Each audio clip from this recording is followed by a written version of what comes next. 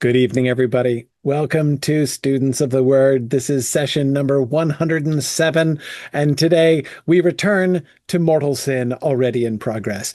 That is to say, into the section on in paragraph 18, where John is talking about the sin towards death, the deathward sin. And today we're going to think more about the sentence where he talks about what we're not supposed to pray for. Um, so yeah, I'm really looking forward. Just as I was really looking forward to the preposition last time, which which did surprise but did not disappoint, in what the preposition was between sin and death, in that verse. So too, I'm looking forward to the pronoun action. That is, what are we supposed to not pray for exactly? The sin? The person? What and what's the deal there? So we're gonna look ahead, but we're gonna begin by looking behind. We're gonna go up to paragraph 18, but we're gonna make a couple stops along the way because it's important to refresh our memories about some things. Because there are certainly bits of First John that we want to keep in our minds as we go back to paragraph 18. So here's the first one that I want to talk about. Okay, let's see. Here's our first stop, paragraph 7. The Antichrist, paragraph. Children, it is the last hour. And just as you heard that Antichrist is coming, even now many Antichrists, Antichristoi, have appeared. From this we know that it is the last hour. They went out from us, but they were not really of us. For if they had been of us, they would have remained with us. But they went out so that we would be shown that they all are not of us. And you have an anointing, a charisma from the Holy One, and you all know. You all have seen. It's the same word, oidate. I have not written to you because you do not know the truth. You have not seen the truth, but because you have seen it, and because no lie is of the truth. Who is the liar but the one who denies that Jesus is the Christ? This is the Antichrist, the one who denies the Father and the Son. Whoever denies the Son does not have the Father. The one who confesses the Son, homologon, speaks the same as the Son, has the Father also. As for you, let that abide in you which you heard from the beginning, aparches. If what you heard aparches abides in you, you also will abide in the Son and in the Father. This is the promise which he himself made to us, the life of the age. These things I have written to you concerning those who are trying to lead you astray. As for you, the anointing which you received from him abides in you, and you have no need for anyone to teach you. But as his anointing teaches you about all things, and is true, and is not a lie, and just as it has taught you, you abide in him. Okay, long paragraph, paragraph 7. But remember this stuff about those who went out, that it may be made manifest that they were not all of us. Remember the business about that we all have the charisma, the anointing, and that the Antichristoi are the ones who deny the Father and the Son. Okay,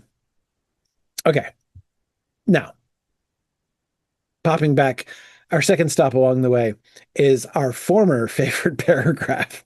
Everybody's favorite paragraph, the sin paragraph, paragraph 9. Everyone who does sin, who makes sin happen, also makes lawlessness happen. And sin is lawlessness. You know that he was manifested in order to take away sins, and in him there is no sin. No one who abides in him sins. No one who sins has seen him or has come to know him. Little children, make sure no one deceives you. Make sure no one leads you astray. The one who makes righteousness happen is righteous, just as he is righteous. The one who makes sin happen is of the devil, for the devil has sinned from the beginning.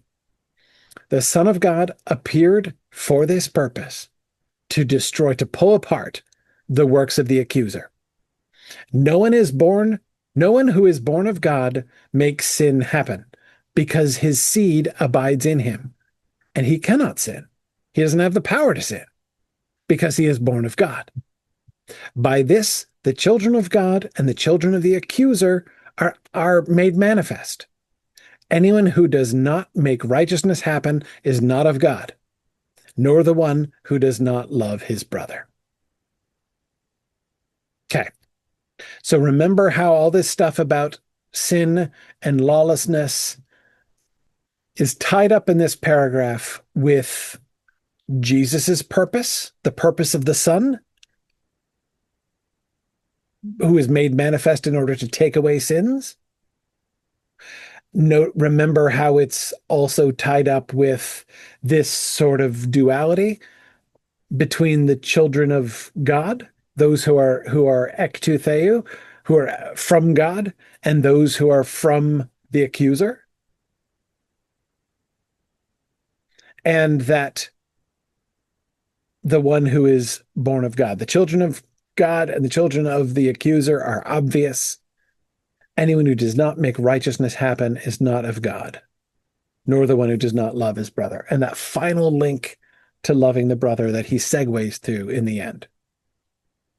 And then the paragraph we reviewed, the next paragraph, paragraph 10. For this is the message which you have heard aparches from the beginning, that we are to love one another. Not as Cain, who was of the evil one and slaughtered his brother. And for what reason did he slaughter him? Because his own deeds were evil and his brothers were righteous. Do not be surprised, brothers, if the world hates you. We know that we have passed out of death and into life because we love the brothers and sisters. The one who does not love abides in death. Everyone who hates his brother or sister is a person killer. And you know that no person killer has the life of the age abiding him. We know love by this, that he set out his life for us, and we ought to set out our own lives for the brothers and sisters. But whoever has worldly goods and sees his brother or sister in need and closes his heart against him, how does the love of God abide in him? Little children, let's not love by word or by tongue. I'm trying to remember what the prepositions were there. But indeed, but by means of deed and truth, as I recall. Anyway, okay. All right. Now let's go back to where we were. All the way back up to 18.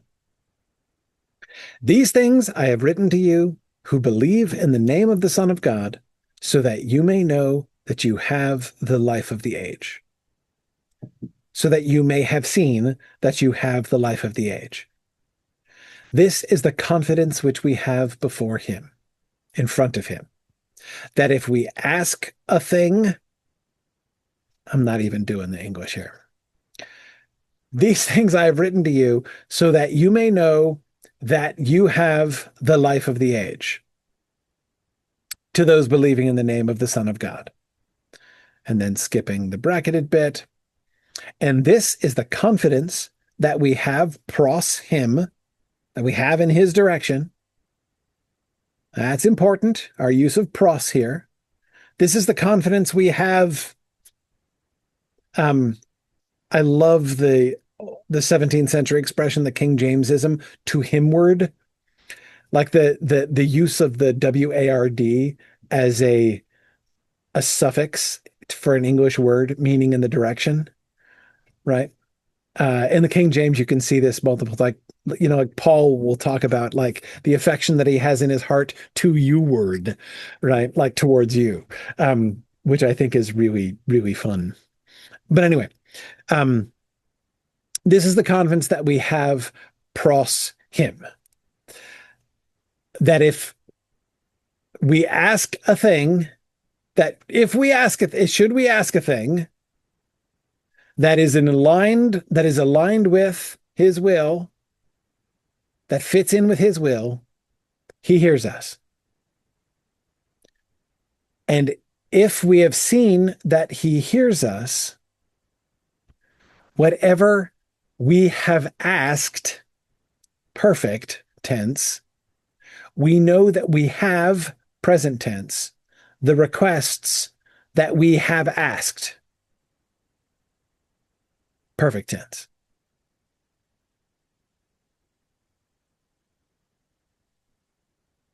Oh, I'm sorry. This first one is in perfect tense. The we might ask is present tense, but it's subjunctive because it's if, right? Know that whatever we ask, he hears us, whatever we ask. We know that he hears us what we ask. I'm rejecting the ever. If we know that he hears us what we ask for the thing we ask, we know that we have the asks that we have asked in the past from him. If one should see the brother of him sinning, sin not towards death, he shall ask, and he will give him life to those sinning not towards death. Estin hamartia pros thanaton. There is a sin towards, there is a deathwards sin. Not concerning that do I say he should ask.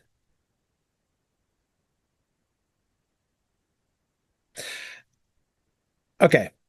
So the answer to my question, the first thing that I wanted to clarify was again what exactly we're supposed to not pray for. And first of all, it's interesting. It's not exactly erotese. That's not the same as the asking word we've been repeating and repeating, is it? Oh, maybe it is. Hang on. Um,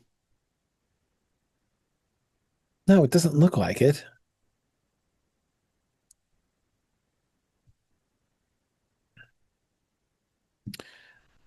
We know that he hears us whatever we might ask. We know that we have the asks noun form that we have asked. So this is 154, which is, yeah, it's a different word. So all of the asking that's happening in the front half of the paragraph is, sorry, Strong's dictionary is looking this up long form here somehow. I seem to have crashed. Strong. Never mind. I'll look that up later. Okay, anyway. He shall ask. So, but then here, he shall ask, and this is the same ask as before. And he will give him, and he will give him life to those sinning them unto death. So yeah, he shifts verbs. That's one thing that is clearly happening here.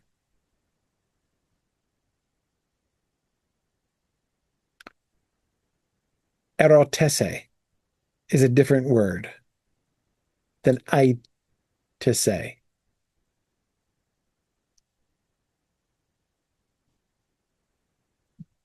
Aitometha, aitomata, etekamen.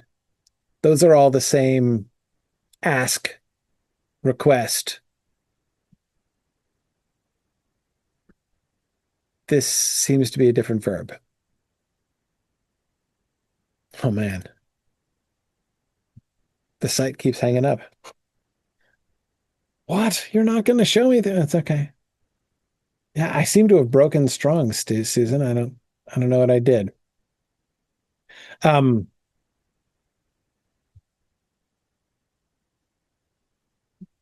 okay, so the first thing I'm noticing here though.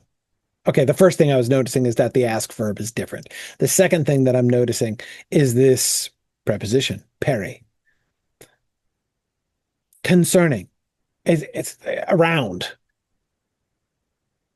I don't say that he should ask, implore, request around that. So that the English translations generally say, I don't say that you should make request for this, or don't say you should pray for that. For is generally the preposition. Request for this, pray for this. But it's not for. It's concern. Woo, there we go, finally. Still weird. Um, okay, it's fine. Eroteo. So is this more of a, is this just like a more extreme verb? Is it more like the other one is sort of like ask, and this one um is more like beg?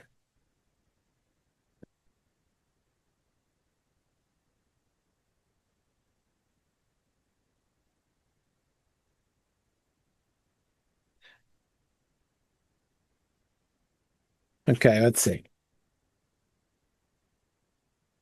Oh, interesting. The disciples use this word when they ask, why do you speak in parables?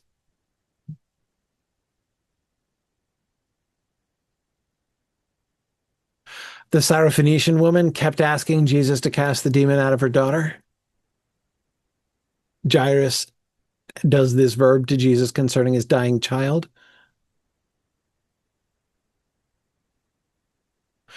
Okay. So the things like why do you speak to the people in parables doesn't sound like begging exactly, but um some of these are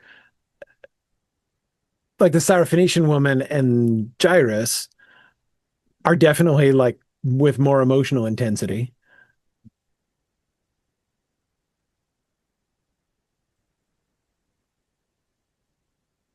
I'm just trying to understand the difference. Okay.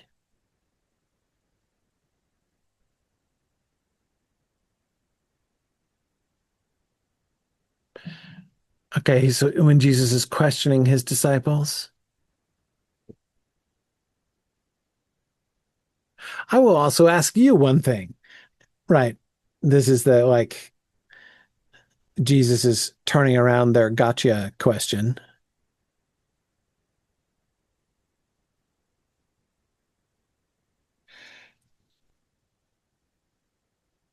Huh.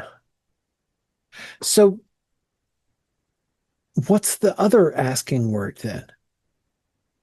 When John was using it, he was like, all the asks that we've asked for. So those sounded like requests.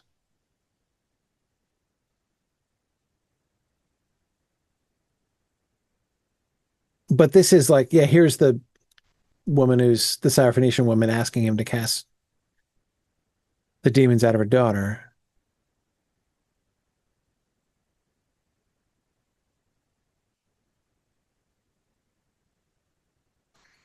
Oh, one of the Pharisees requested for him to dine with him in Luke. Right. In the surrounding district, they ask him to leave. Right, right. Huh.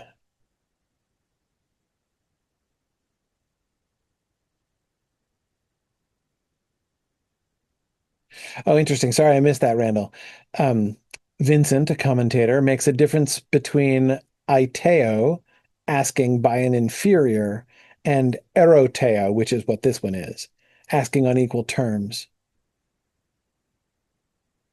No, it doesn't seem to fit. I mean, it fits some of them, obviously.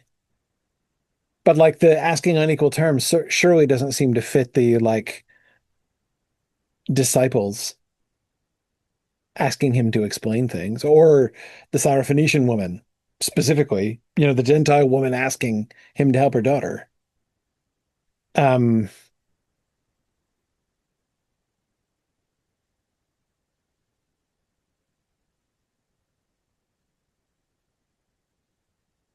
huh,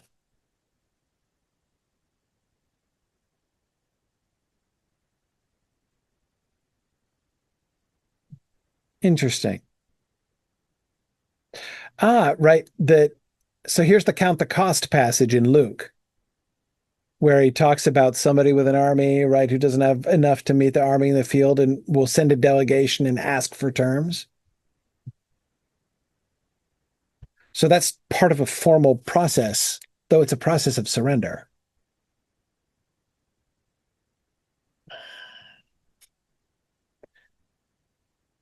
Jesus says it to the Father. I noticed the English translations tend to do beg and implore. Even the King James, I pray thee, therefore, in the 18th century, that's how you say, I beg you. Prithee, which is what pray thee is what that means. Um, but then here, if anyone asks of you, that's not a begging thing. That's just a questioning thing.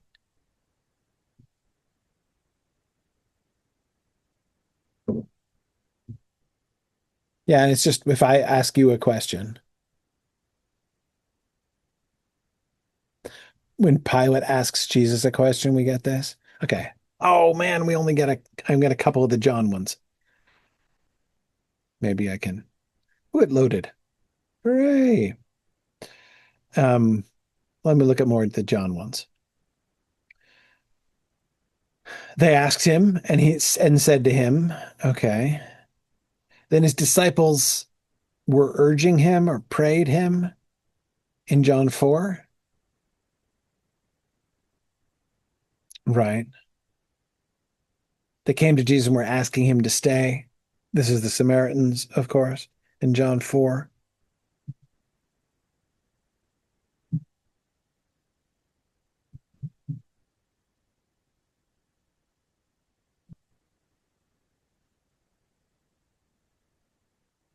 Okay. And his disciples asked him. Okay. So, Randall, your sense is that essentially this verb, eroteo, is the like maximally generic ask. You can use it. That's why it's used in so many different ways. Sometimes it's used like as a conversational tag. Then he asked him this. Or you can use it of like an invitation. I ask you to come to my house. Or you can use it when you're begging. I ask you, please come save my daughter. So as far as like the context and the sense of urgency and the emotional intensity, all of those things seem to be all over the place. I mean, it's all over the chart with this verb, which suggests to me that it's a really generic verb and that all of the freight, like all the emotional freight or urgency or whatever, comes purely from context. But that this concept, eroteo, is more generic, which then suggests that the other form, aiteo, is um the more begging version. Right. So here's aiteo. Um yeah, see, this is the one that Jesus uses throughout the Sermon on the Mount. Give to him who asks of you, and do not turn away. God knows what you need before you ask him. Ask and it will be given to you. For everyone who asks receives. If his son asks for a loaf, God knows how to give good things to those who ask him. Give her whatever she should ask. Anything they may ask, it shall be done.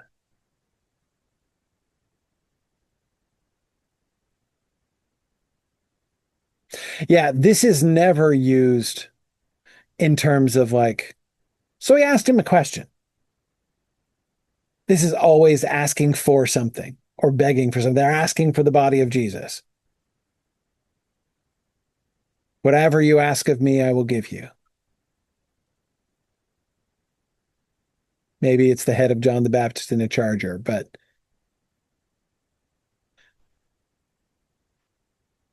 yeah.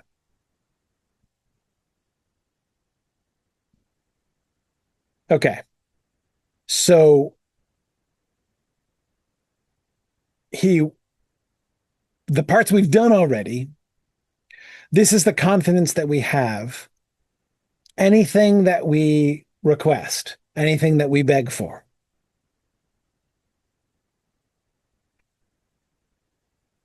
that is kata his thelema, that line is in alignment with his will, he hears us. So that's really interesting. Again, it's the use of akue is particularly interesting to me here because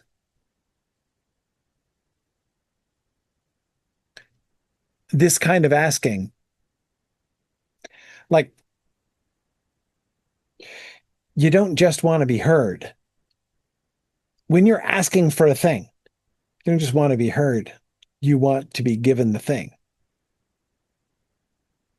And John just keeps talking about he hears us. And we know that if he hears us, the thing, if we asked, we know that we have the asks that we have asked. So he equates them. If he hears us, he'll give it. And we know that he hears us. Okay, so this is about asking for the thing.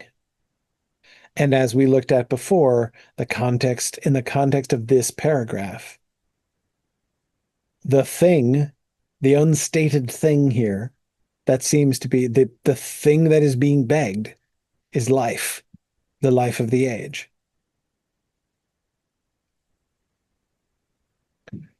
So when he shifts, if anyone should see the brother of him sinning sin not in the deathward direction, he shall beg, he shall request. So he's doing the same asking as before. And he will give him life. That's what he's asking for explicitly here. To those not sinning towards death. There is a sin towards death.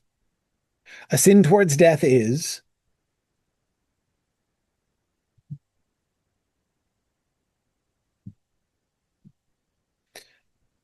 I do not say that we should ask around that.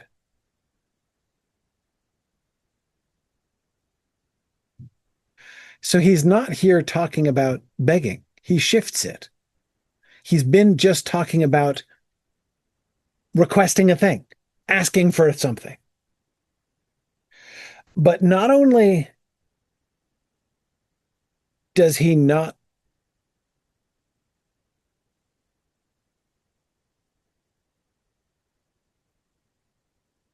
does he shift the verb, he then also uses the peri preposition. I don't say that he should ask questions around that.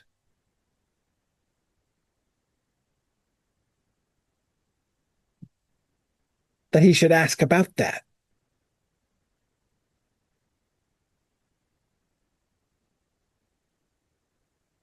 So he's not saying don't ask for the sin. And he's certainly not saying don't pray for the sin.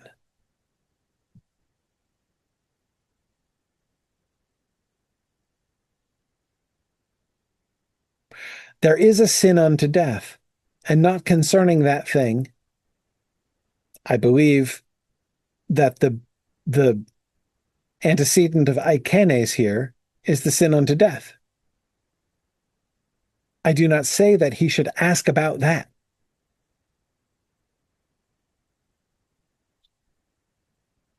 Right. Yes, Randall, the aikenes is feminine, meaning it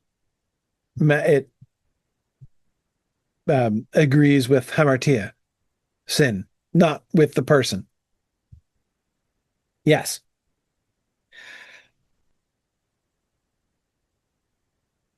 I don't say that he should ask about it.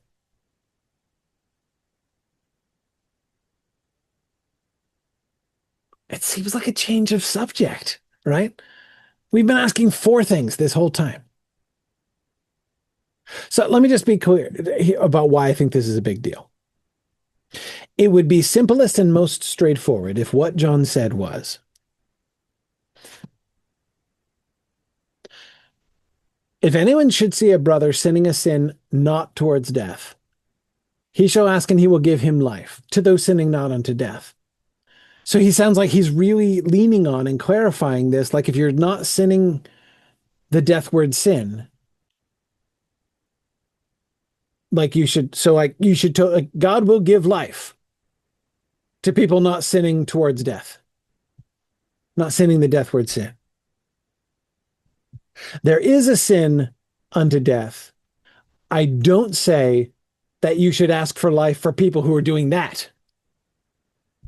You see what I mean? Like he's just been saying, like, we're asking for, making a request for something, and the something we're making the request for is life, not for ourselves here, but for others, for our brothers who are sinning sins, not deathward sins. Because there is a deathward sin, but then he changes the ground. He doesn't say there is a deathward sin. And I don't say that you should pray for brothers who are sinning that kind of sin. Like he could make it correspond exactly to what he just said, but he doesn't do that. He changes the verb from request to ask about, and then he uses about. I don't say you should ask about that. Okay. Now it's about what? Getting information? Because it's definitely about the sin that you shouldn't ask questions. Parry, concerning.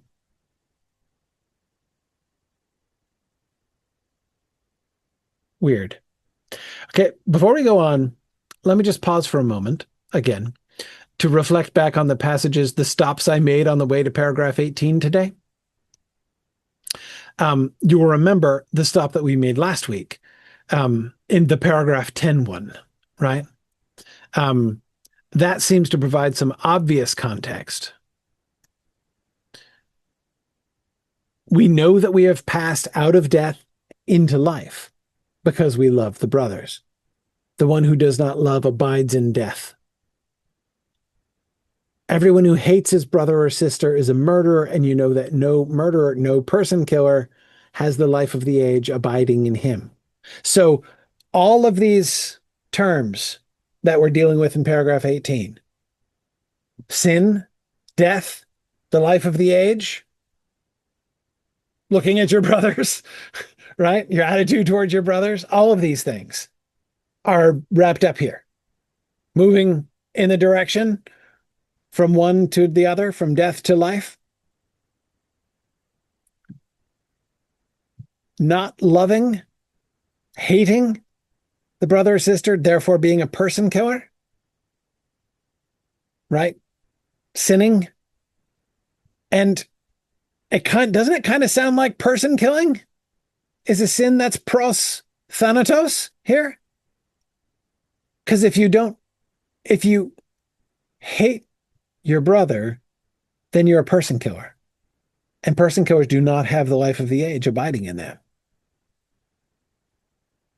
Person killers,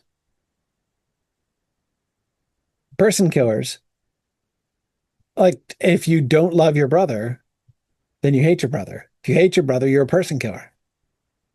And yeah, Randall, as you say, murder, person killing is literally a sin towards death, right? Somebody else's death, but yours also,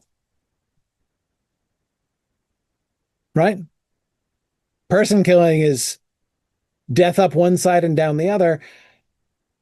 And he has tied this explicitly to loving the brothers. It's the alternative. You either love the brothers or you're a person killer.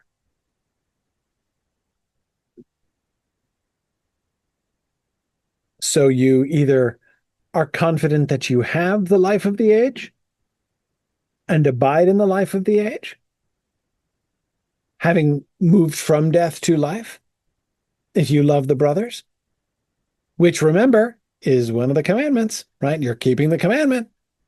If you do this, which was all tied up with what we were doing, what we were looking at later on. And then the alternative is to loving your brother is hatred, Cain likeness, person killing, being opposed to the life of your brother.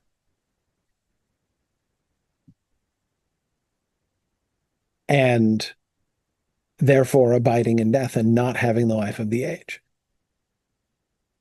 So clearly relevant, like all of the same terms that we're talking about, including death in two different ways, both in the sense of people who do hate abiding in death and also bringing death. So yes, Randall, as you say, in the most literal sense, person killing, being a person killer is a sin pros thanatos, towards death, oriented towards death, hurtling towards death, moving linearly in the direction of death. So this sin, moving in the direction of death, is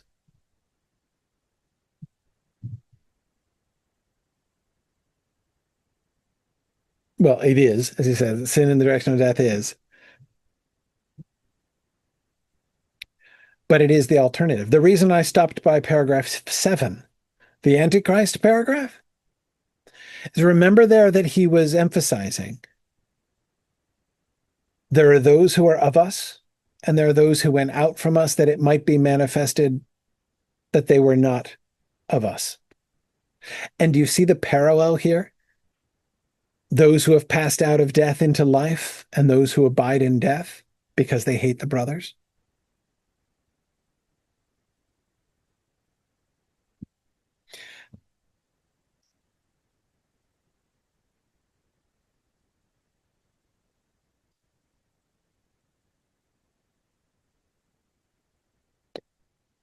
Anyway, I don't say he should ask about that. Huh.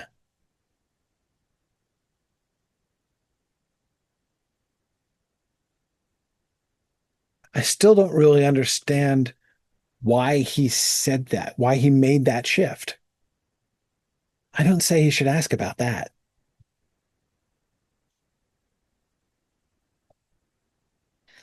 Maybe it'll become clearer.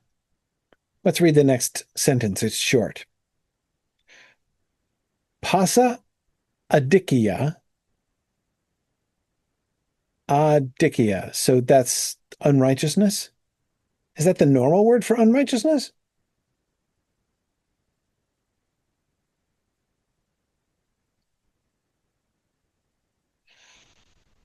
All unrighteousness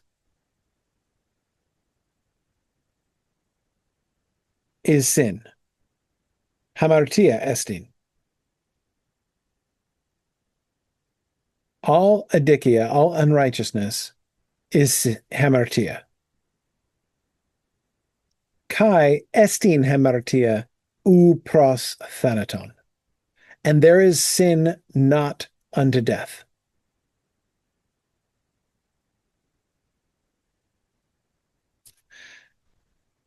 So this is like the corresponding distinction. He just said estin hamartia pros thanaton. A sin towards death is. It exists, man. Deathward sin, totally a thing. Then in the next sentence, he says, sin not towards death is also a thing. Both of them are things. There's a sin towards death. There's a sin not towards death. And of course, like, can I just say, I can totally understand why reading this, medieval Catholic theologians were like, okay, there are two categories of sin. Some sins lead unto death, and some sins don't lead unto death. So we have mortal and venial sins. So let's go through all of the theoretical sins that you can commit and classify them. They must all fit logically into one of these two categories. They're so logical in the Middle Ages, they just love logic. So logically speaking, all possible sins must be in one category or the other. So let's go it. Let's do it. I totally understand that impulse. Where I part ways with it, however, is that I think if we start asking questions like, okay, so let's think about jaywalking. Is jaywalking a sin towards death or not a sin towards death? Then I'm not saying that that's not necessarily an interesting question in its way. I'm just saying we have totally left John's conversation aside. Scott says jaywalking isn't even illegal in my state, much less a mortal sin. Though Randall does point out that it depends on whether or not you get hit by a car when you jaywalk as to whether or not that's a sin towards death. Agreed. In some ways, jaywalking also can be quite literally a sin towards death. Um, anyway, but you see what I mean. Like if we start once we start doing that, once we start following the almost at times compulsive desire of the medievals to categorize things, um, then we're just totally spinning off of John and we're no longer engaged in John's conversation. And that's what I want to do. I want to stay focused on like, what does this mean in the context of the meaning that John's been giving to words all the way through? When he's talked about this stuff, specifically hamartia and thanaton, what has he been talking about? Because I noticed that, well, it's still unclear. There is sin unto death. Now, again, I'm real weak on my Greek definite articles, but it seems to me that the total lack of a definite article there is estin hamartia pros thanaton, there in verse 16, suggests that he's using hamartia in a general sense, not there is a particular sin towards death, but there is sin in general towards death. Kai estin hamartia pros thanaton. And there is sin not towards death.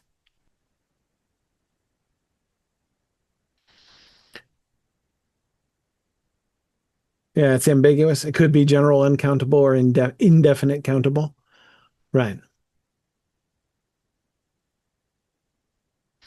Um,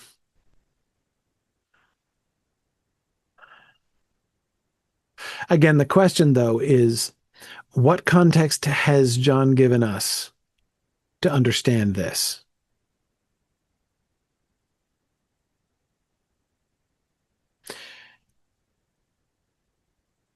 Person killing, loving our brothers, eternal life abiding in us, or us abiding in death. Remember that death was a place to be in paragraph 10. Like death used to be our address. We used to be in Thanatos, but we relocated. We went out of death and into life. So the pros preposition, given that construction, given the way that he talked about death and life before, the pro can be taken almost literally. Like a sin that moves that takes you back towards that address. A sin that leads into that leads to that address again. There is a sin which is like plugging death into your GPS. And there's one that doesn't.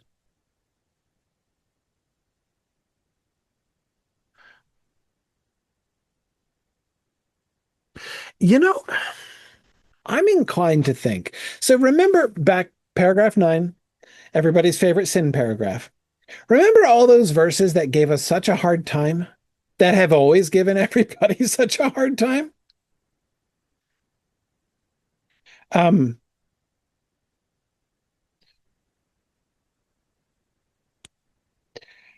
you know, uh, no one who abides in him sins. No one who sins has seen him or has known him. You know, uh, those verses that you just almost never see cross-stitched on anybody's walls. No one who is born of God sins. Right? When was the last time you saw that on a bumper sticker?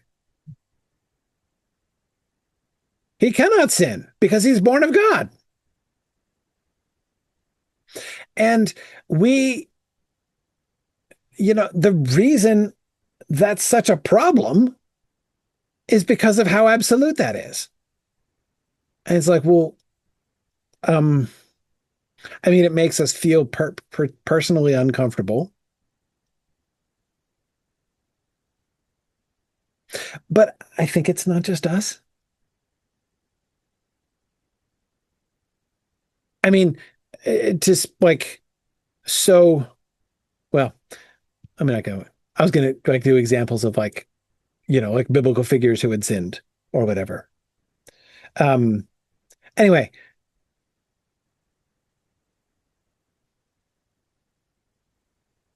notice first off at the very end of that paragraph, the very end of this paragraph 9, the sin paragraph. By this, the children of God and the children of the accuser are made manifest. Anyone who does not make righteousness happen is not from God, is not ektutheu, nor the one who does not love his brother. So at the very end of the paragraph, practicing, doing righteousness, making righteousness happen, and doing sin seem like those things seem to be connected to whether or not we're loving our brothers. And this, of course, is the springboard into the Cain paragraph, right? Our next paragraph about death and life and person killing specifically, which remember is in turn a setup for the commandment, which is in the very next paragraph. This is his commandment, that we believe in the name of his son, Jesus Christ, and love one another. That's it. That's the thing. That's the commandment. The one who keeps his commandment abides in him and he in him. We have confidence before God, and whatever we ask, oh, hang on, now I got to look it up. That's got to be Ito, right? Got to be. 322. Got to be. And whatever Itoman. Yep.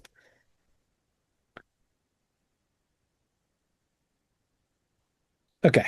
Just checking.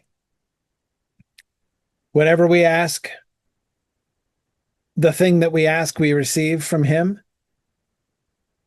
because we keep his commandments and do the things that are pleasing in his sight. The thing that we ask, we really would quite like the life of the age, and we receive it in that we keep his commandments. Remember, this is hoti here. In that we keep his commandments and do the things that are pleasing in his sight.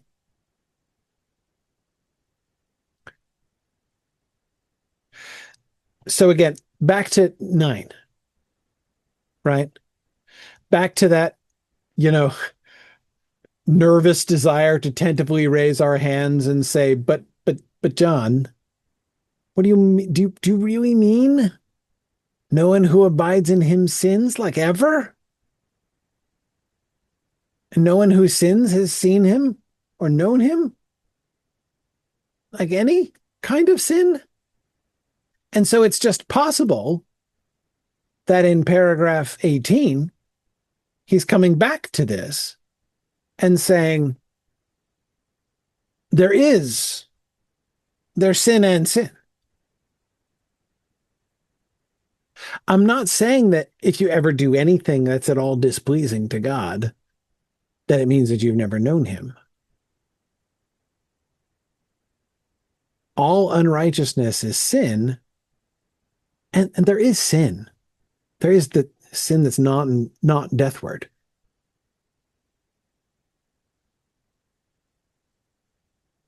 We all know, right? He's gonna right go straight back into the paragraph 9 stuff in the last sentence of the paragraph.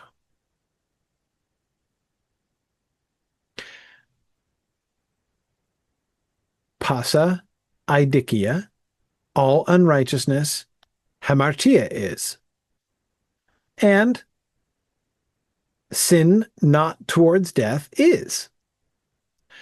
Oidamen, we have seen that each of the having been born ectutheu ones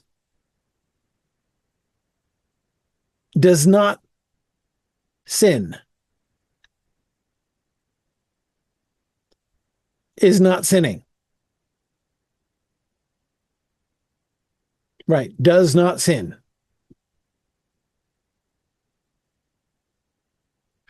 But, Allah, this is the strong but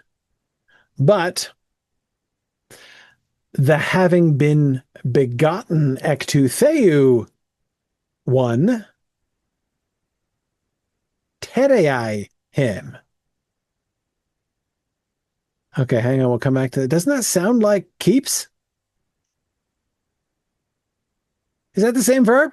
Keeps, like keep the commandment? Wow. Keeps him. Yeah, that is. Keeps him. And the poneros, the evil one, does not haptitai him. Doesn't touch him.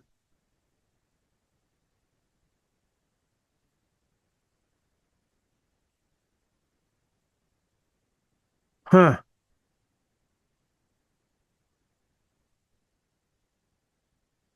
We know that each of the having been born of God, having been begotten by God ones, does not sin. But the having been begotten ectutheu one keeps him. Keeps who? God? This isn't reflexive, is it?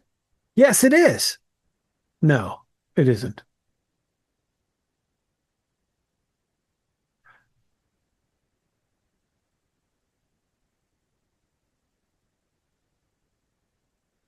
This is active voice.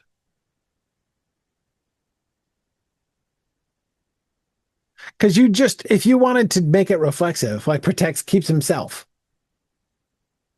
like keep yourself from evil sort of situation. If you wanted to say that, you got good ways to do that in Greek, right? Isn't that what the middle voice is for?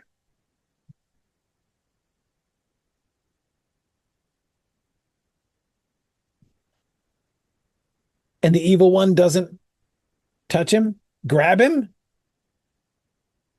Ah, so there are manuscripts that say himself here? Auton or hey auton?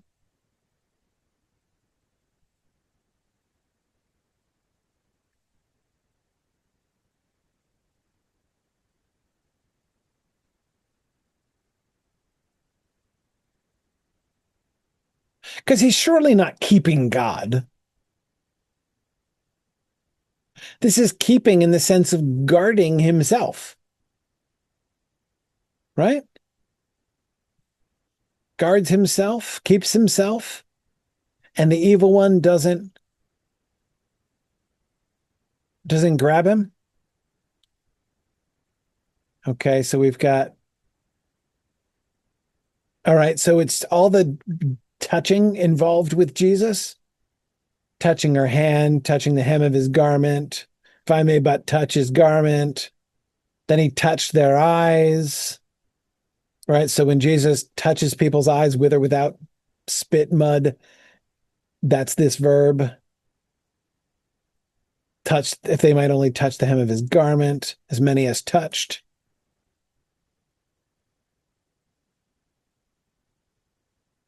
Okay. Who touched me?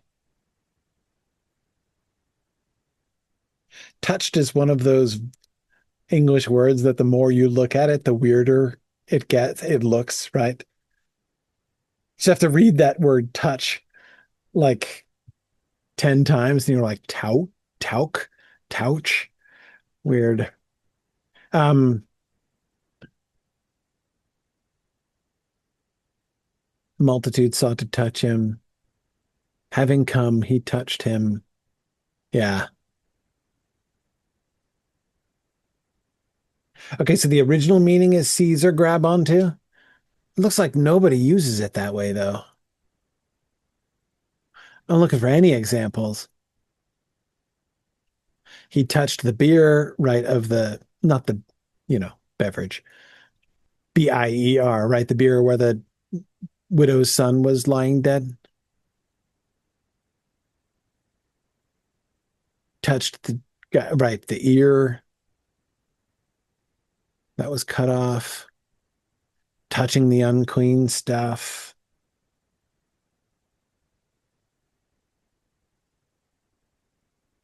John only uses it once. Oh, oh, but it's a doozy. Don't touch me in the garden after the resurrection. Oh, man. Ooh, yeah. Oh, wow. Yep. Paul uses it, 1 Corinthians 7, for a man to touch a woman.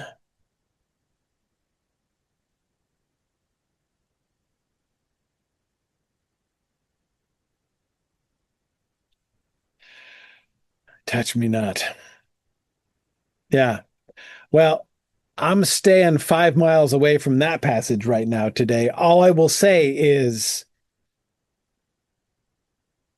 like almost every single usage that I see is just touching hands, touching the beard, touching the hem of his garment.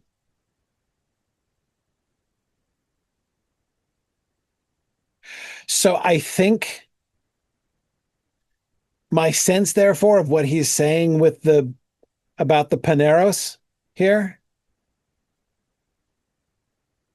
is that like he's would seem to me, therefore, to be using haptitai as like a sort of understatement. Like presumably the accuser wants to do more than touch you. So it's like he can't even touch you. I mean, we still use that same kind of expression with that same kind of understatement, right? If somebody wants to like grab you or destroy you, though you can't even touch me. I think um, that seems to be how he's using it there, as far as I can tell.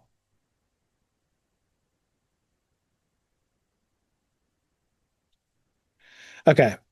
Um,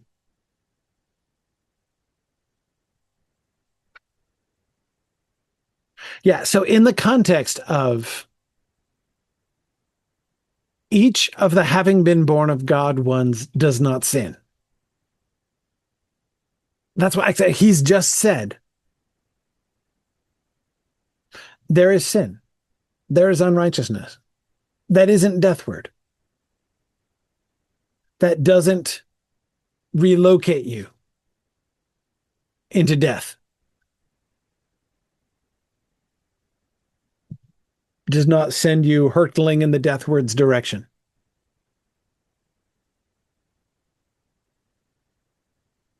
So then when he comes back to, we know that everyone, each of the having been born of God ones, doesn't sin.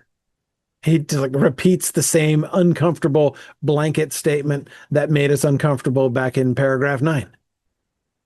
Each of the having been born of God ones doesn't sin, just doesn't do it.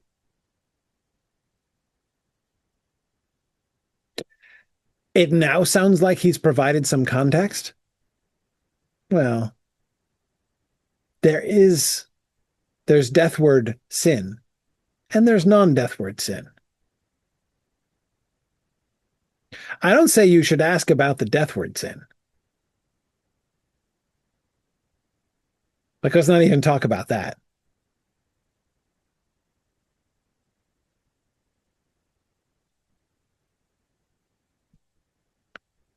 Because we've seen that each of the having been begotten from God ones doesn't sin. Parentheses, prosthanatos.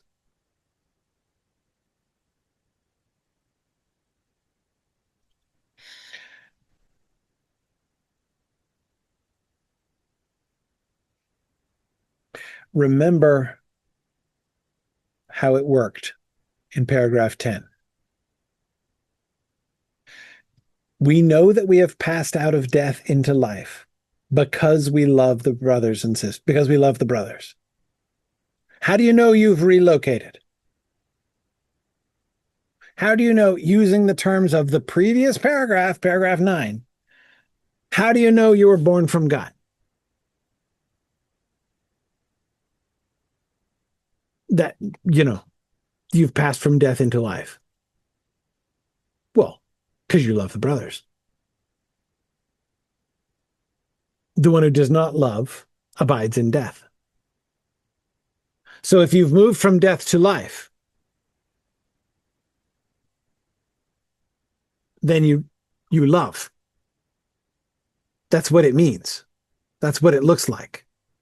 Having life, moving into life, having the life of the age abide in you is about love. Keeping the commandment, love the brothers, love one another, right? So these things they're the same thing. It's not like one is a side effect of the other. You move from death to life. You know that you have moved from death to life because you love the brothers. That's what it means to be in life. That's what it means to have life be in you. Because if you're not, you're a person killer. Now you've got some sin towards death issues. Towards death of others, towards death of yourself, because you're still abiding in death.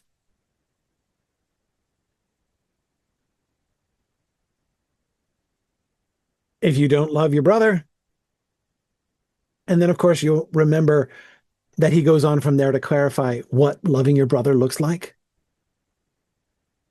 Setting out your life for others so that they can take it. Having worldly good, if you have worldly goods, not closing your heart against your brother. If the love of God abides in you, obviously, you're not going to close your heart towards your brother. Loving in deed and truth rather than through words and tongues.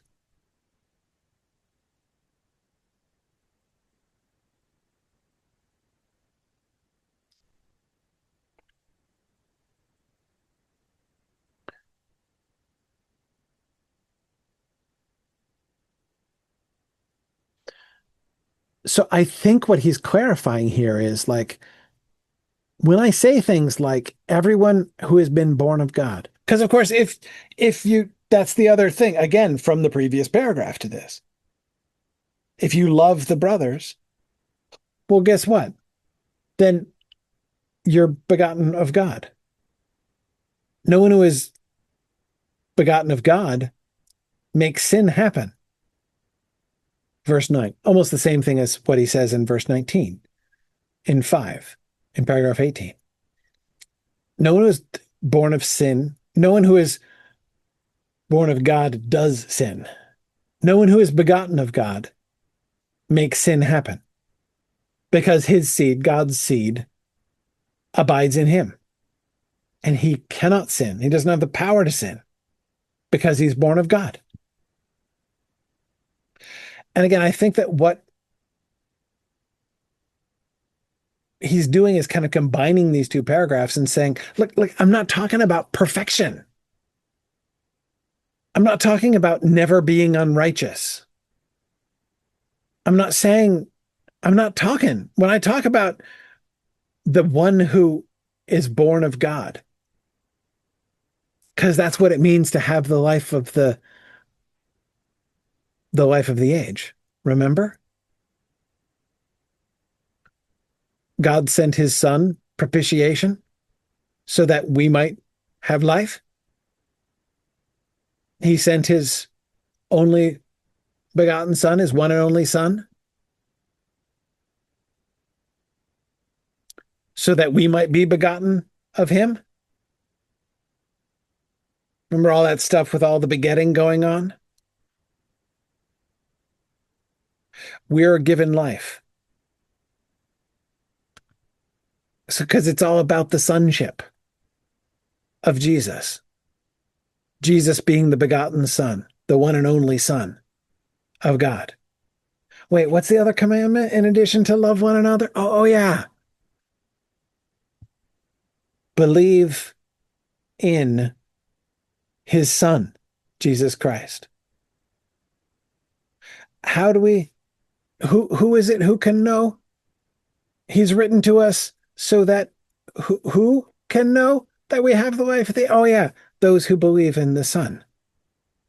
Both of the commandments heavily involved here, right? So when we believe in the son, we are also born of God. That's what it means to have God abiding in us. Just like, again, remember the charisma, paragraph 7? We have an anointing from the Holy One. When we confess, when we say the same, when we homologon the Son abides in us. And now we have that whole gegenemenos connection there. The being begotten, ektutheu. Everyone having been born of God, that is to say, everybody who believes that Jesus is the Son of God, that is to say, everybody who has the Son abiding in him, that is to say, everyone who has the Father abiding in him, does not sin. But again, he's just been clarifying, I'm not talking about perfection of life. I'm talking about the commandments. Believing in the Son, which he's just been covering, and loving one another. In those two things is contained all the law and the prophets. That's the command. And so it seems to me that the hamartia pros thanatos, the deathward sin, is the breaking of the commandment, the not keeping the commandment, not terrying. What's the terrio? What's the lemma? The terrio, yes. To keep, to guard, to observe, to watch over. Not to terrio the commandments, That's a deathward sin. That is sin towards death. If you do not believe, what happens if you don't believe? If you don't trust into his son, Jesus Christ, well, then you're not ec to Theo, are you? You're ec to Diabolo. You're of the accuser. Remember the children of God and the children of the accuser? Remember the fact that those antichristoi who went out from them, they were allowed to go out so that it would be made manifest that they hadn't ever been of them? They weren't ectutheu. They were false prophets, as he'd say later in paragraph 12. There's breathing going on, but it's not breathing ectutheu. It's not ectutheu breathing. That's ectu diabolu breathing. Ectu antichristo breathing. Again, paragraph 12.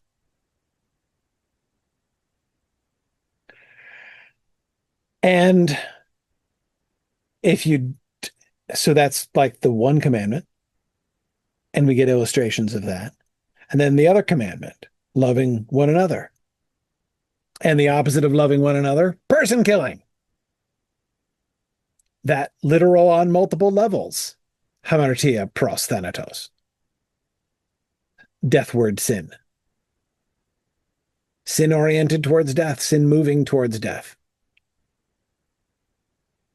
Whether you take it as literally sin that inclines towards the death of others, that is, hating your brother instead of loving him, which means not giving your life for him, as he helpfully clarifies in paragraph 10.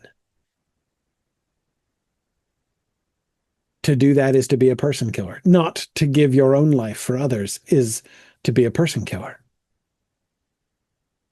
So again, in saying that he's not talking about perfection, it doesn't mean he's making it easy, right?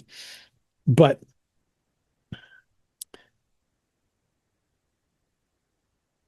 there is a sin not towards death.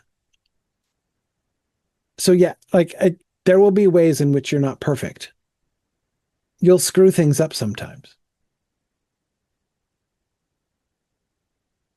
There will be things that you will do that will displease God, that will be unrighteousness. Notice at the beginning of 9,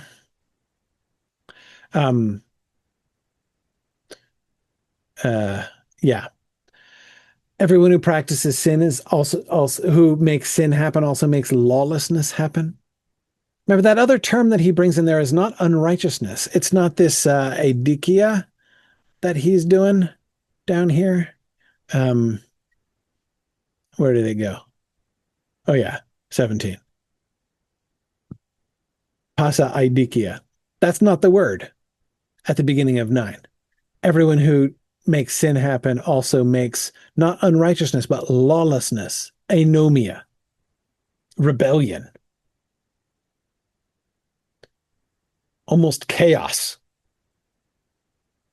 And sin is rebellion.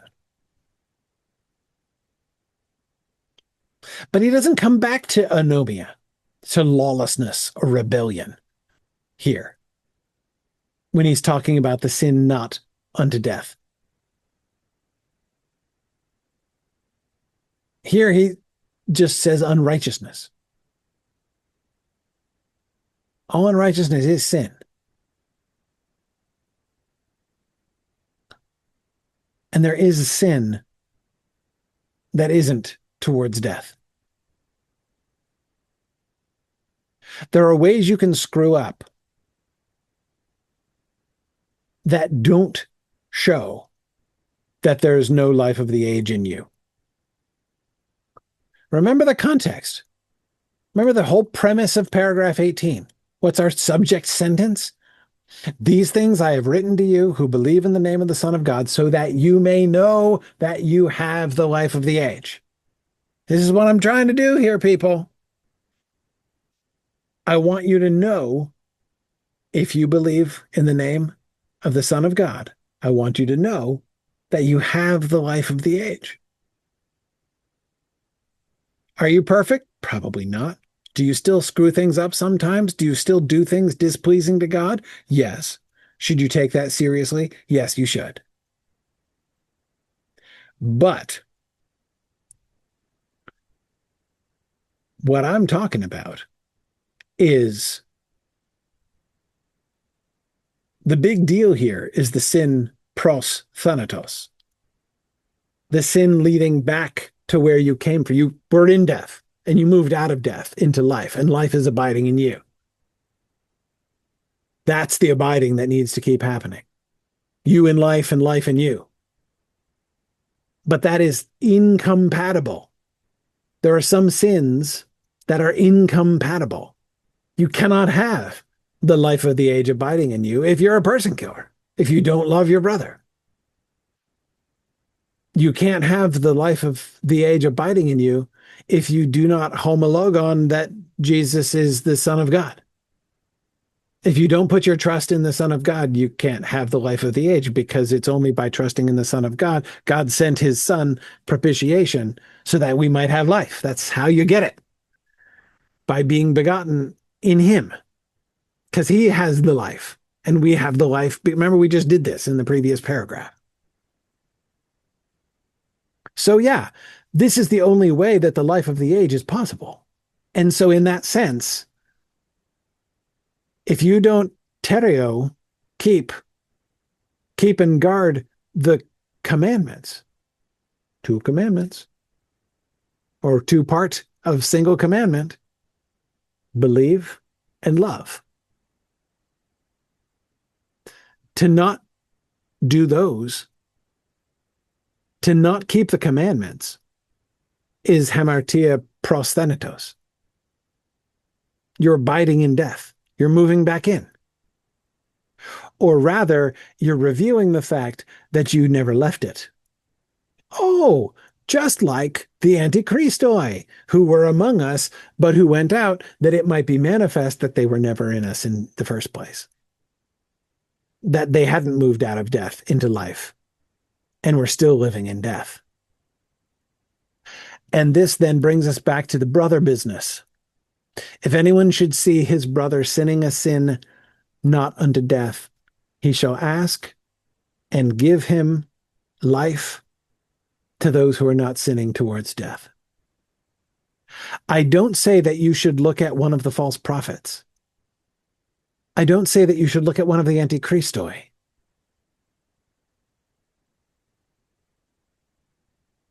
And believe with confidence that they too have the life of the age abiding in them. Because they don't. The children of the accuser are not the children. Children ectu diablo are not the children ectu theou. So it seems that, like, the distinction he is clarifying here, this is like categorically what we're talking about. There are those who keep these two commandments, and there are those who don't. And again, if what we are asking for when we are itoing things, begging for things, requesting for things,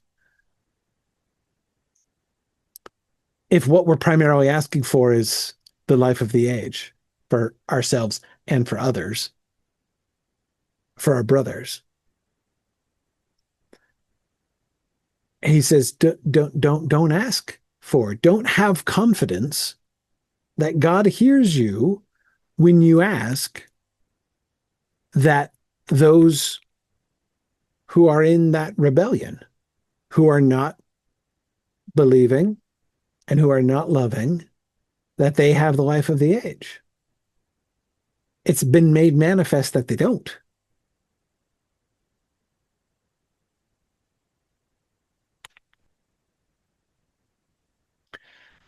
I don't say that he should ask about that. I still don't really get that.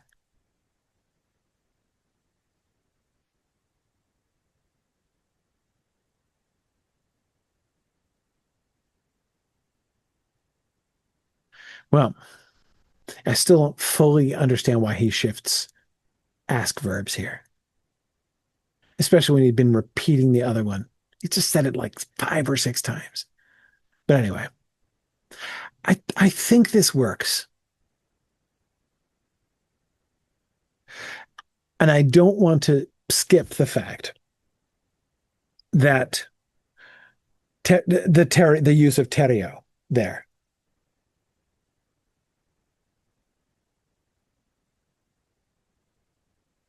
because we've seen this verb several times in this epistle, but it's always been applied to the commandments.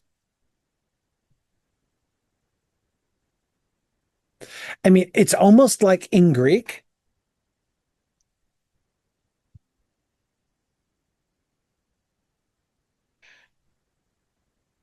Yeah. In Greek, it's almost like he pulls the rug out from under us.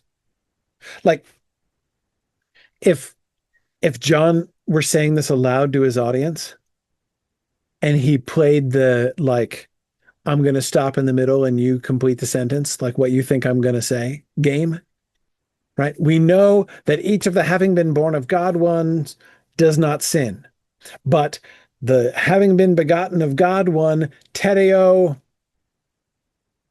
and then he stops. Everyone would be like, entolas, right? Keeps the commandments. Obviously. The one having been begotten next to Theu one, what does he tereo? He tereos the commandments. Of course he does. Like that seems like the natural thing for him to say here. But then he doesn't. He he shifts it. Tereo himself keeps himself. Because you see, like the entolas seem again, he's used tereo with entolas every time so far. So it like it's like bringing up the noun without saying it, right? That is to say, just as we were seeing back in paragraph 11, the commandments paragraph, right? Um, yeah, commandments paragraph 11. We have confidence before God, and the thing we ask, we receive from him in that we keep his commandments and do the things that are pleasing in his sight. It's like to receive life from God is the same thing as keeping his commandments and doing the things pleasing in his sight. Like if you keep his commandments, then he abides in you and the life of the age abides in you. And that's what you're asking for. So, yes, he's not saying like do thing A, like, it's not like our performance of this task that is keeping the commandments is a thing that has some value to God. And in exchange for that, he's going to give us the life of the age. Like, thanks for that. Really appreciate it. Thanks for mowing my lawn. Here's $20, right? Like that's not it's not transactional in that sense. I'm not saying if you keep my commandments, then I'll do this for you. You scratch my back, I'll scratch yours. He's saying what we ask for, we receive from him. In that we keep his commandments. Like that's what receiving looks like. That's what having the life of the age looks like. And I think similarly, he's doing the same thing here. The having been begotten ektutheu one keeps himself. Because if you keep the commandments, you're keeping yourself. Because if you keep the commandments, what are you doing? You're staying in life. If you're not keeping commandments, what happens to you? You move back into death, right? You're heading straight prosthenitos if you don't keep the commandments. So to keep the commandments is to keep yourself, is to keep the life, to have the life.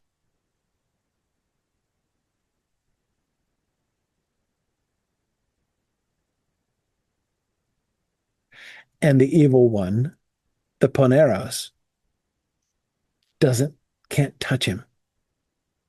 Does not touch him. Hang on a second. Um, Middle voice alert. Haptitai. Touch. That's in the middle voice.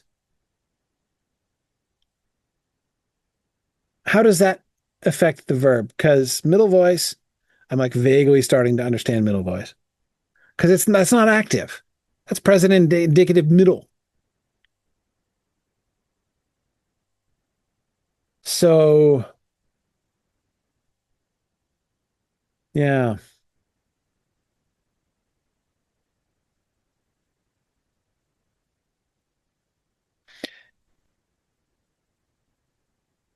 touch in the active is when you reach out and touch somebody. Touch in the passive is when somebody reaches out and touches you. Okay, so with this verb, there isn't really a contrast between active and middle. This is an all middle voice kind of verb. Okay, interesting. Isn't middle voice where it tends to be like reflexive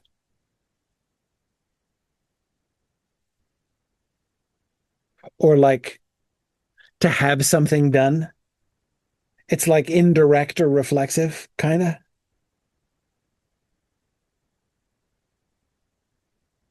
Right. I remember Tom Hillman once explained it to me about like being set free was the verb that he was using. He's like, if you set someone free, you open the cage and let them go. That's active voice. If you are the one in the cage and somebody else opens it and lets you go, that's passive voice. If you have someone set free, then that's middle voice.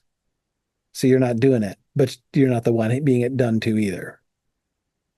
But I know it's not always that sort of simple. I know that not all verbs kind of have the all three equal possibilities in that way. What that suggests to me, though, that's so, Randall, you know how I think about this kind of thing, right?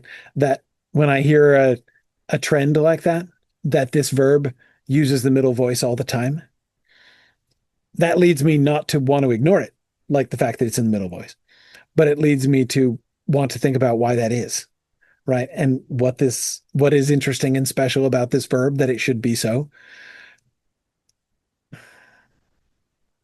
What it suggests to me is that there's uh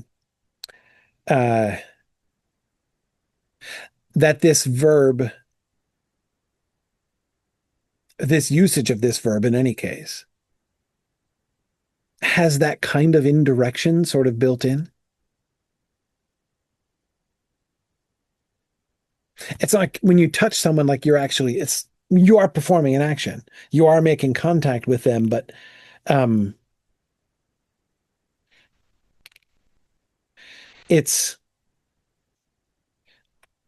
but again, it's like you're not um yeah.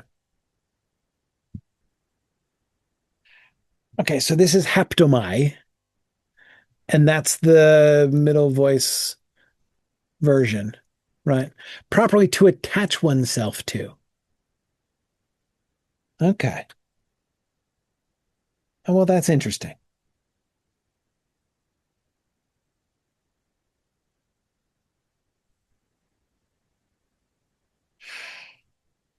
Right. So the basic meaning of hapto, the active verb, that's the one that's like to grab, right?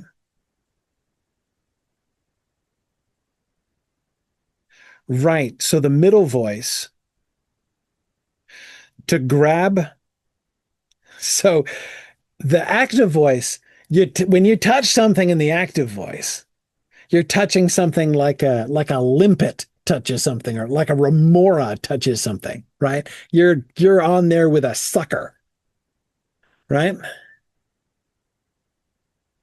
Hapto in the active is about like adhesion,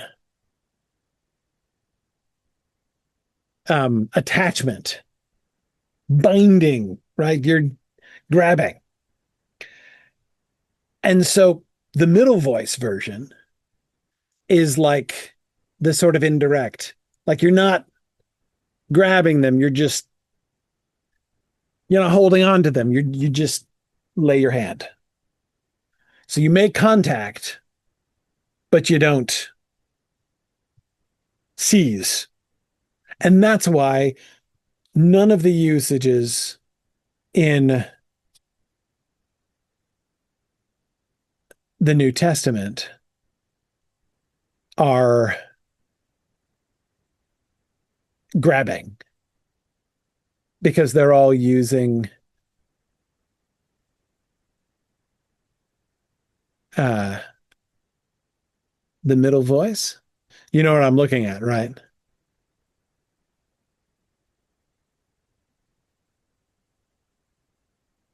Hapto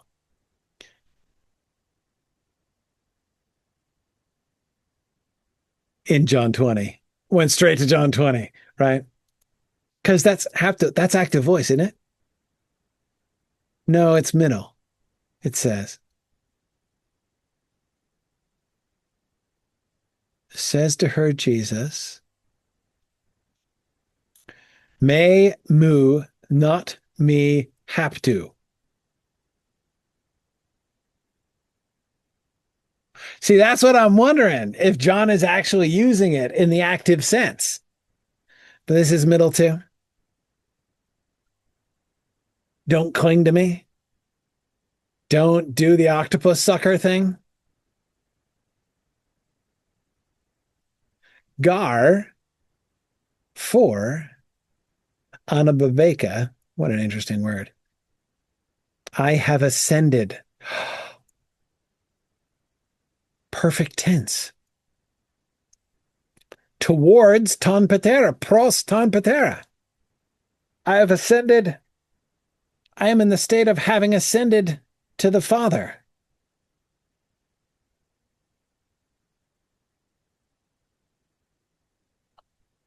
Right. Don't have to me opu, alpu, alpo yet. Don't attach yourself to me yet. Don't latch onto me yet. But he's still using in the middle tense, but it could have that sense. Okay. Not solving the John 20 problem today. Couldn't forbear to look at that particular example and trying to understand this distinction and why the whole middle voice thing. Anyway, but that's the point, is that the Poneros, the evil one, presumably does in fact want an octopus sucker you, right?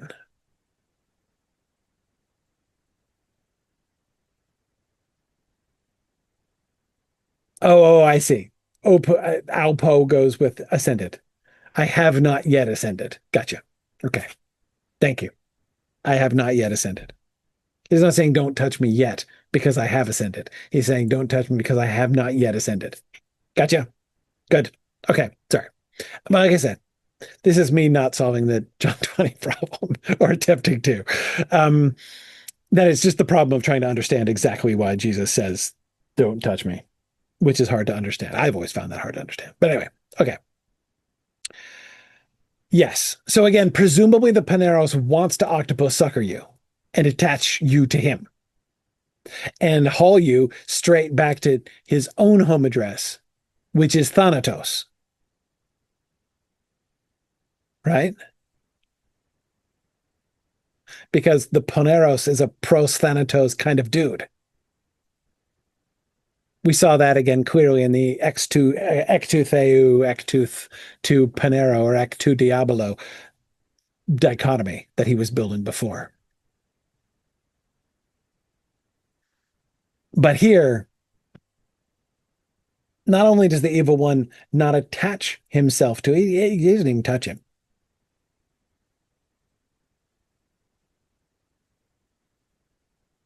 And so the Poneros, the Diabolos, the evil one, the accuser, who abides in death,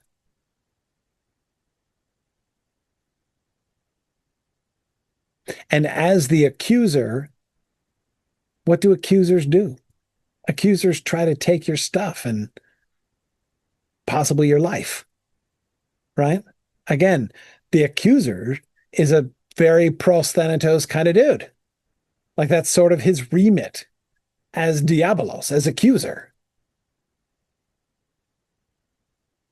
to haul, push as many folks prosthenitos as possible.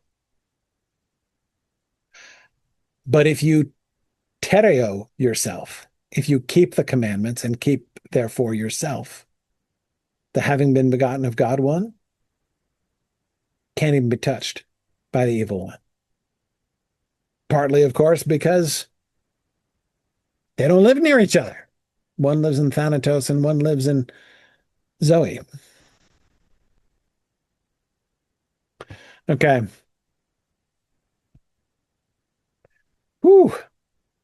All right. That was a lot of work. But we got to the end of the paragraph. So next time we will do a little review, make sure that we're making sense of things. I'm not quite done going through and saying the same thing many more times because I feel like I still haven't totally learned it yet, but I am feeling much more comfortable about this than I was before. When you look at it in the context, when you like meditating on this alongside everything else that he's been doing and setting us up for. Let me just say I'm glad John didn't do the thing where he says something like, I'm glad he didn't say this in paragraph 2, you know? And then have it only make sense in retrospect. It was really very kind of him to say this now when we have all those other things to build on.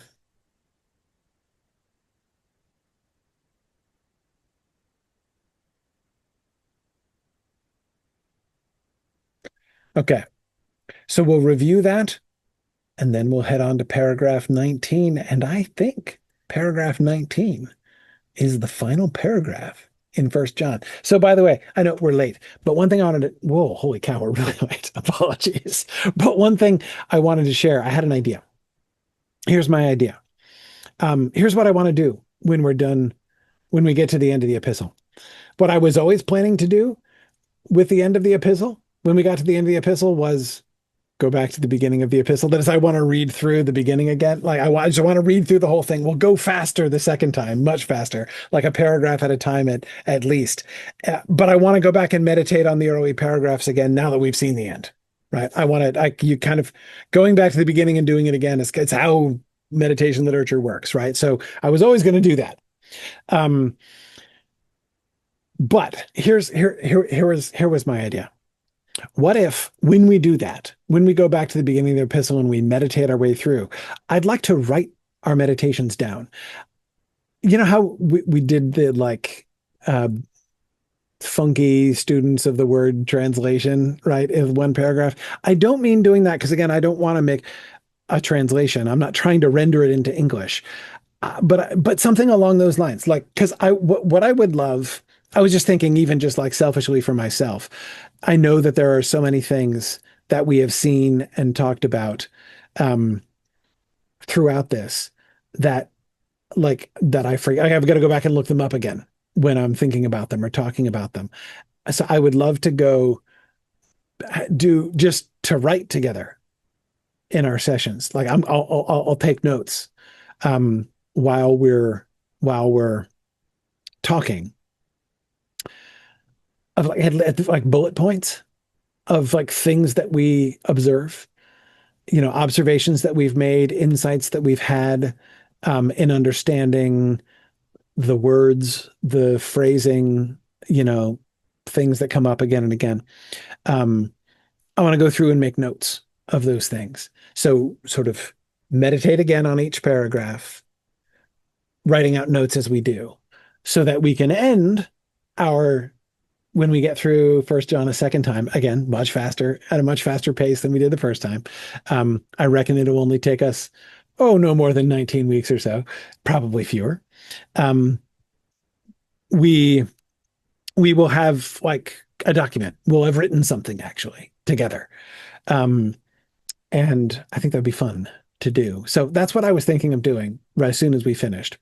And then when we have done that, then we'll be done with First John. And we will have something to take away with us, um, to be able to kind of hang on to. And I think that would be awesome. I think it'd be a lot of fun. So that's what I want to do when we get to the end. And as I say, I believe paragraph 19 is going to be the end because there's only like 24 verses in this, 21 verses. Yeah. So given that all that's left is 3 verses, I'm pretty confident that it's just going to be one paragraph. Though you could argue paragraph verse 21 is kind of a paragraph of itself, but we'll get to that soon. Anyway, so we'll look at that paragraph 19, the end of the epistle, next time. All right. Thanks very much. Sorry for the long session. I know I rambled on, um, trying to wrestle with mortal sin, but uh, I think it was worth it. So thanks, everybody. Appreciate your time and you going along on this voyage of discovery with me. And next time we will recap paragraph 18 and move on into the final paragraph of the epistle. Thanks, everybody. Bye now.